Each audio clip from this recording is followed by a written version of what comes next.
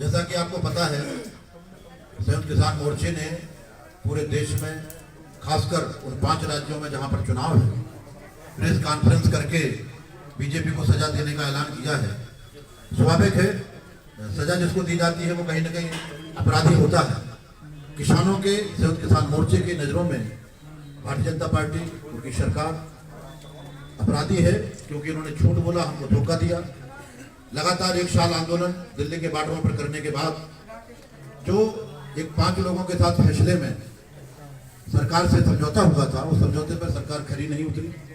ना ही एमएसपी पे कमेटी बनाई गई, ना मुकदमे वापस हुए, ना शहीद किसानों को कंपनसेशन हुआ, ना ही पराली और एनजीटी वाले मुद्दे पर कोई काम हुआ, ना ही बिजली बिल पर कोई काम हुआ।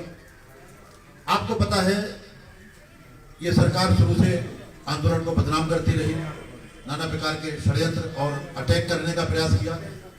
28 जनवरी 2020 आपको याद होगा, जब गाजीपुर बॉर्डर पर इस सरकार ने आक्रमण करने का प्रयास किया। उस रात्रि में टिकैत साहब के जो आंसू निकले, वो आंसू किसी भय से नहीं थे, वो आंसू उस क्रोध से थे जो सरकार ने धोखा देने का काम करने का काम कर, नरसंहार करने का रहे। और उन आंसुओं से जो क्रांति आई पूरे देश के अंदर, सरकार हिली और आंदोलन लगातार चलता रहा। सरकार सोचती रही कि हम इनको हटा देंगे, लेकिन किसान के कमिटमेंट के आगे सरकार नहीं चुका। मैं तो बुंदेलखंड से हूं, 2 बात बुंदेलखंड की करना चाहूंगा। चुनाव उत्तर प्रदेश के साथ साथ बुंदेलखंड में भी है। जितनी भी सरकारें अभी तक आई, सारी सरकारों ने बुंदेलखंड को इग्नोर किया है। पिछली सरकारों में बुंदेलखंड पैकेज आया, उस पैकेज से जहां पर पानी की व्यवस्था, खाद बीज की व्यवस्था होना चाहिए थी, वो व्यवस्था ना हो करके उस पैकेज से मंडियां बनाई गई। बुंदेलखंड के अंदर मंडियां बनाई गई। मंडियां माने एक वो तरीका कि समाज में जीने का तरीका न बताया जाए और मरघट शमशान घाट बना दिए जाए। मंडी तो तब जाएगा ना किसान, जब हमारे पास पैदावार होगी, फसल होगी। तो मंडियां बनाई गई, पैदावार बढ़ाने का कोई काम नहीं किया गया।